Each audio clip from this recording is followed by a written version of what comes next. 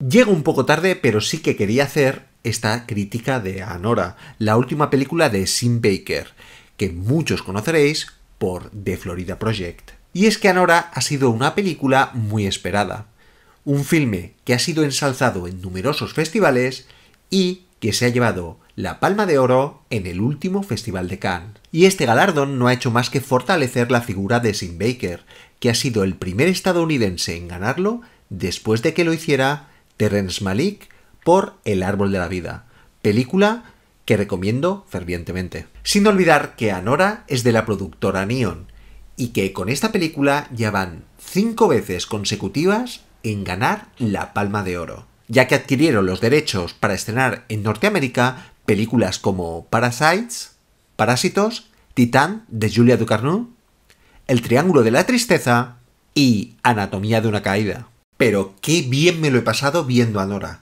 ¿Y quieres saber por qué? Pues sigue escuchando.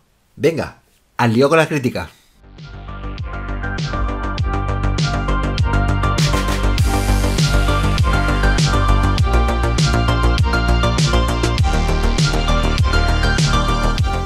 Y es que reivindico mucho esta película, que no creo que dure mucho más en salas, pero espero que haya un push en plataformas.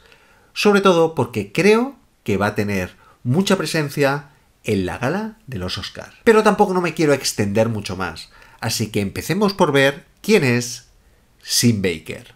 Cineasta americano, Sim Baker tiene una apariencia bastante juvenil, aun teniendo 53 años de edad, y ha realizado películas que no han dejado indiferente tanto por la crítica como en galardones en festivales, como Tangerine en el 2015, The Florida Project en el 2017 o Red Rocket en el 2021.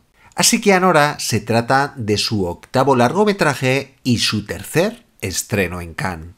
Sim Baker es un gran aficionado al audiovisual, y no solo por realizar películas, sino que ha estado muy vinculado con diferentes salas de cine. Solo hay que saber que con tan solo 17 años ya era proyeccionista y gerente de una sala de cine de Nueva Jersey. En sus años universitarios estuvo muy vinculado con películas de directores como Pedro Almodóvar, Eric Rohmer o Hal Hartley.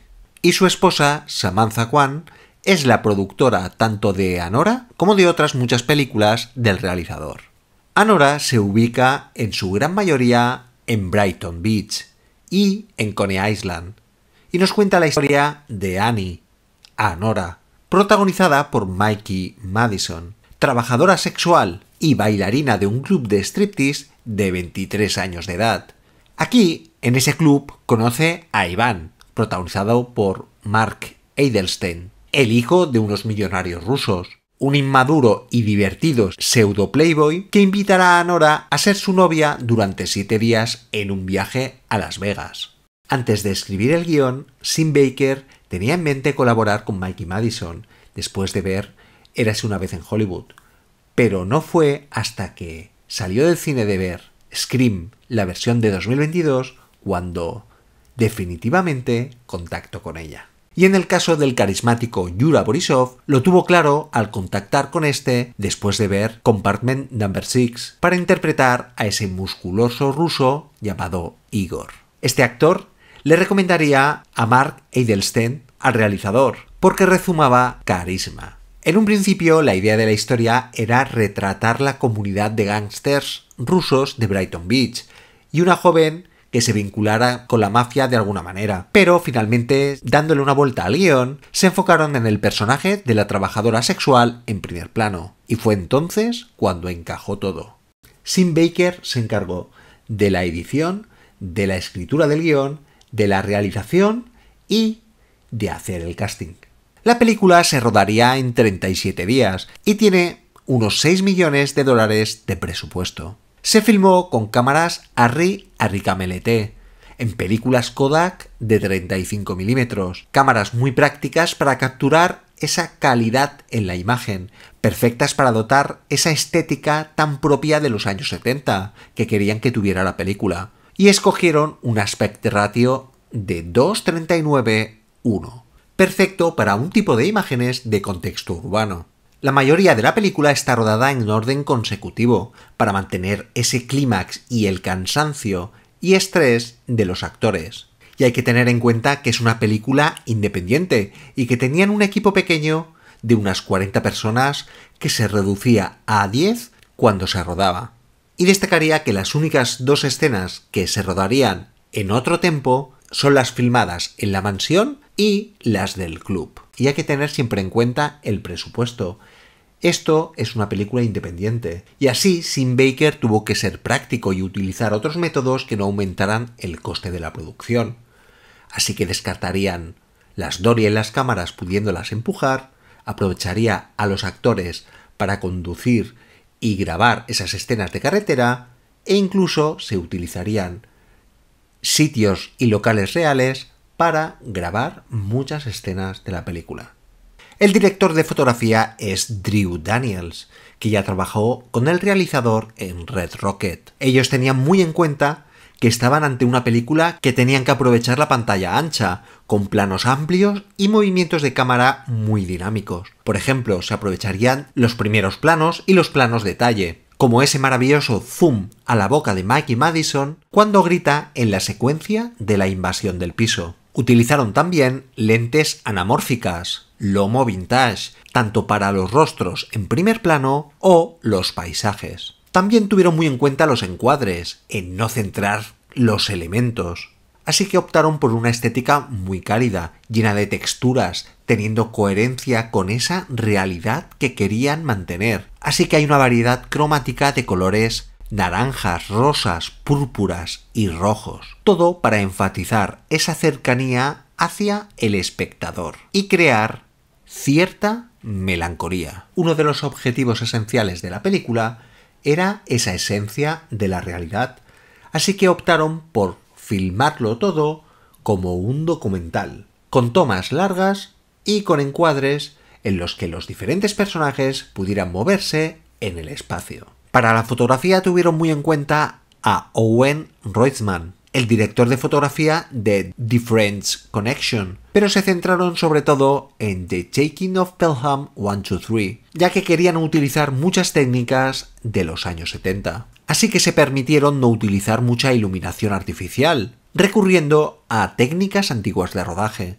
una manera de utilizar la luz como en la década de los 70, para que todo tuviera cierto toque vintage y clásico. Era la mejor manera de explotar los diferentes paisajes urbanos de Brighton Beach y Coney Island. Destacaría la presencia de la consultora Andrea Werhun, que enseñaría a Mikey Madison todo el mundo del trabajo sexual. Andrea escribió unas memorias llamadas Modern War, donde explicaba su vida cuando tenía unos 20 años, cuando trabajaba de acompañante y bailarina. Y mucho de esto se aplica en el personaje de Anora. Stephen Phelps es el diseñador de producción de la película y tuvo muy en cuenta los colores que querían mantener en el film, esa variedad de rojos y colores cálidos, para tenerlos presentes también en los escenarios, en el maquillaje y en el vestuario, teniendo también en cuenta unos contextos acordes para resaltar y contrastar dichos colores. La diseñadora de vestuario es Jocelyn Pierce, que quería simbolizar en todo momento el sueño americano, y querían un outfit de Anora para diferentes partes de la película, y en todo momento querían que siempre tuvieran presente los destellos, para hacer referencia a ese club, y contrastarlo con la oscuridad, dando ese tono de esperanza. Por eso, Justine Sierakowski, que se encargaba de la peluquería y el maquillaje, se centró en el peinado de Anora y experimentó con el oropel en el pelo de Mikey, poniéndole toques de púrpura claro, rojo y rosa, para que quedara esa connotación de la magia en su rostro. Destacaría ese vestido azul brillante eléctrico de Hervé Leger para resaltar el frío que hace en la mansión y en la ciudad de Nueva York, con las sábanas rojas de la casa. Los collares que lleva Iván están realizados por un artista de Brooklyn llamado Mike Novak, y la intención era mezclar algunas marcas de lujo de alta gama con algo de ropa más urbana. Entre las marcas más importantes que aparecen en la película son Balenciaga, Supreme y Gucci. pero también se esforzó por trabajar con diseñadores independientes y autóctonos, desde un abrigo de piel a una sudadera con capucha estampada que fue pintada con aerosol por el artista Atticus Torre. Pierce tenía presente el color rojo y el azul para contrastar con el paisaje urbano, así que quería que tuviera un accesorio esencial en el vestuario, y fue la bufanda roja. Primero se utiliza para amordazarla, luego para consolarla, y finalmente para liberarla cuando se la devuelve a su dueña original, la madre de Iván. La diseñadora de vestuario lo tuvo presente después de ver Vampiros Lesbos de Jess Franco, y se convirtió en el elemento de atrezzo fundamental en el que giran muchas cosas en torno a este. La película se filmó en clubs de Brighton Beach reales, como el Tatiana Restaurant and Night Club. Este club es conocido por su ambiente y por la conexión de la comunidad ruso-estadounidense, lo que de alguna manera aportó autenticidad a la película.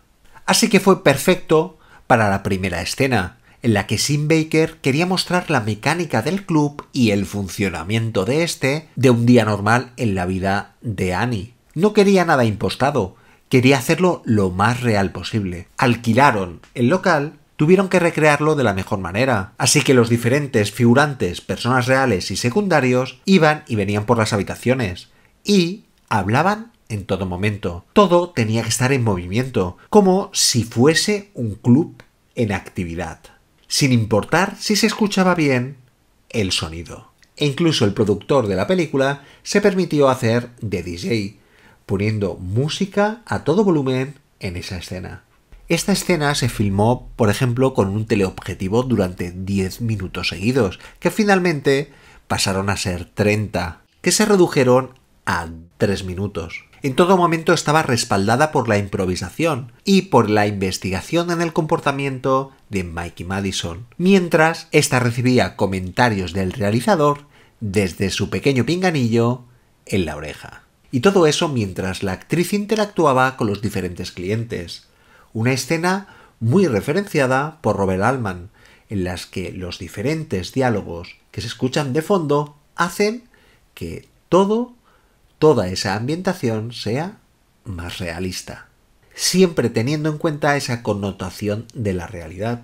Es más, hay personajes que son reales, por ejemplo Billy, el dueño de la tienda de dulces, que justamente trabaja en ese establecimiento. Localizaciones reales contribuyendo con actores no profesionales, incorporando a miembros de la comunidad local en papeles secundarios, todo para aportar autenticidad a las interacciones y a los diálogos de la película. El segundo acto de la película es el que tiene menos guión escrito, y es cuando van en busca de Iván. Ese viaje por los diferentes locales de Brighton Beach, en los que predomina la improvisación. Los actores y las actrices únicamente sabían que tenían que ir a determinado establecimiento. El resto es improvisado. Y es que hay que tener en cuenta lo que he dicho anteriormente, el presupuesto. Una película que ha costado 6 millones de dólares, pero tenía que aparentar un filme de 50 millones de dólares. Y como no, también hay múltiples referencias, como otras que he comentado anteriormente. Aquí hay cabida para Las noches de Cabiria, o para Le Mépris de 1963 de Godard, e incluso ese enfoque más urbano de las películas de Scorsese como Taxi Driver, que justamente comparte el contexto en Coney Island, e incluso aspectos de Kill Bill en el personaje de Uma Thurman. Anora me ha parecido una película maravillosa, incluso Letterboxd se ha rendido a ella. Una película aparentemente simple, sencilla, pero llena de complejidad. Y no solo me estoy refiriendo a la manera en la que se ha rodado, sino que guarda una gran complejidad. Creo que el guión es una parte clave, es perfecto, y la propuesta tan arriesgada y está todo tan bien escrito que cuando lo ves interpretado no deja de sorprenderte como espectador. El hecho de hablar de algo tan complejo, tan duro, de una manera que roza la comedia, es muy loable, por parte de Sim Baker, y después de verla no me extraña que haya estado tan presente en festivales y que se haya llevado tan merecidamente esa Palma de Oro en Cannes. Y es que estaba echando en falta una película más emocional, sincera, íntima y maravillosamente bien dirigida. Y con Anora lo he encontrado. Y aun habiéndose dedicado a dirigir películas más tardíamente, considero que Sim Baker es una figura fundamental en el cine. Y como he dicho antes, se ha encargado de escribir el guión, de hacer el casting, de dirigir e incluso de editar la película, algo que es habitual en sus filmes. Se involucra tanto en sus proyectos que los considero como una verdadera obra de arte. Personajes cercanos, casi reales, situaciones que rozan lo absurdo, contrastando lo cómico con lo dramático, de una manera en que todos sus engranajes funcionan e invitan al espectador a una mayor inmersión de la película. Un rasgo sobre la intimidad de los personajes, pero sin ningún juicio, sello particular del realizador en sus películas. Y no olvidemos que la película dura casi 2 horas y media, metraje que se nos hace corto debido a su ritmo, a sus diálogos y a sus situaciones. Situaciones más propias de una tragicomedia rusa. No es de extrañar que se le haya tildado como el Dostoyevsky del cine, por cómo trata a sus personajes. Hasta que asaltan la mansión los personajes rusos y armenios, la película parte como cualquier comedia romántica. Es más, utiliza todos sus tropos y clichés. Y cuando parece que todo sea reiterativo y no esperamos nada más, Sim Baker, de una manera muy inteligente, hace romper lo establecido y nos muestra una comedia dramática maravillosa. Dentro de esa supuesta simplicidad, también hay mucha complejidad en el rodaje. Por ejemplo, hay que destacar la escena donde irrumpen en la mansión de Iván, que fue una de las más complicadas de la película y conllevó 8 días de rodaje, en la que tuvieron que sincronizarse todos los actores y rehacer la escena varias veces hasta conseguir esa naturalidad esperada. Una secuencia que dura 28 minutos y que está rodada en tiempo real. Una escena donde se rompen muchos objetos, así que algunos se sustituirían y otros se restaurarían. Por eso aplaudo esa intencionalidad por lo real que en todo momento está forzando Sim Baker, con su habitual estilo de rodaje. El intentar no controlarlo todo mientras filma las escenas. El realizador siempre deja un 10% para el azar, la improvisación, y ese atisbo se refleja de una manera increíble en la película, pudiéndose crear situaciones que fueran imposibles de prever e incluso, como dice el propio realizador, un estilo propio que también se vale en la edición, en la que Sim Baker acostumbra a editar las escenas independientes, sin ver el antes o el después de esta, y en orden cronológico. Una mala praxis en la edición, pero que funciona perfectamente para lo que quieren transmitir. Los medios e incluso Sim Baker siempre han hecho hincapié en la historia de Anora, haciendo un paralelismo con Cenicienta, comentando de que es una versión modernizada a nuestros tiempos. Yo lo reafirmo, pero quiero ir más allá, ya que el concepto de Cenicienta no únicamente está enfocado en el personaje de Anora, sino que creo que está muy vinculado a todos y cada uno de los personajes de la película. Ninguno de estos quiere estar ni quiere ser quien es en realidad. Todos y cada uno de los personajes tienen cierta apatía e incomodidad en sus circunstancias. Anora quiere ser libre y vivir como una persona normal. Requiere de cariño, al que no está acostumbrada por su trabajo. En cierta manera quiere amor verdadero. De ahí a que defienda su papel de mujer casada y de que le comente a Iván que se puede tener relaciones sexuales de otra manera, más placentera y calmada. Ella reiterará que su nombre no es Anora, reivindicando el nombre de Annie. Un rechazo de lo que verdaderamente es y que toma importancia con esa conversación con Igor. Iván, aun siendo ese niño mimado rico, no quiere estar en su tierra, busca una alternativa, un sueño estadounidense, en busca de la libertad sin esa presión de sus padres o una vida condicionada. La realidad le somete cuando vuelven sus padres a por él. Toros es la parte más crítica con la religión, se escuda en ella, pero en realidad lo que le interesa es el poder, ya ella que abandone la iglesia y ese bautismo para complacer a su jefe. Igor se mantiene como un matón, pero en el fondo no lo es. Es una persona sensible y la que más comprende y se vincula con Anora. E incluso los padres de Iván están incómodos con su rol. La película es una crítica a esa artificialidad de la vida y a su vez trasciende dotando de intimidad para crear una connotación más íntima de los personajes. Y todo con una visión nada juiciosa sobre las trabajadoras sexuales, desestigmatizándolo completamente. Tema muy habitual en las películas de Sim Baker.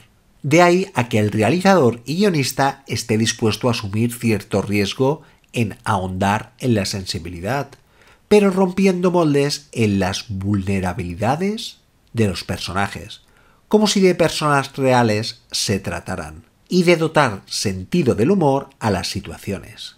Sim Baker se centra mucho en la psicología de los personajes, en los patrones de comportamiento, y eso se puede ver muy bien en Anora. Todo lo manipula a su merced, creando sin que nos demos cuenta una tragicomedia llena de patetismo, como si de un show de clown se tratara. Todo esto para que el espectador tenga la guardia baja y hacer un hincapié en un twist de realidad cruda. Así que en cierta manera todos los personajes serán Anora, en busca de ese sueño americano, casi palpable, casi inalcanzable. Todo es maravilloso, lleno de melancolía, como un cuento.